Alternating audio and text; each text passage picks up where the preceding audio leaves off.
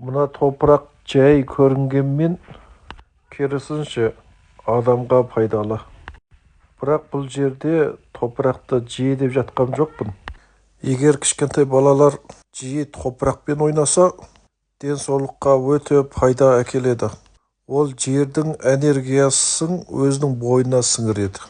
Егер балалар жиі топырақпен ойнаса, ағзалары сол жердегі қуатты сіңіреді, ал бұл қуат адамның қан айналымын реттеп және көкбауыр мен асқазанның денсаулығын жақсартады.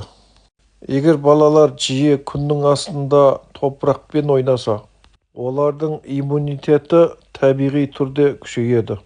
Міне, ауылда өскен балалардың денсаулығының жақсы болуының бір себебі осы. Ал қалада өскен балалардың денсаулығы мәз емес, жиі ауырып қалады.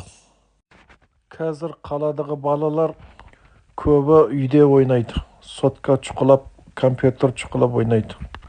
Балаларды жиі сыртқа шығарып, футбол теуе ма, құм ойнай ма, топырақ ойнай ма, сыртқа жіберу керек. Сонда ғана балаңыздың иммунитеті күшейеді. Алла тағала бәрімізге денсаулық берсін.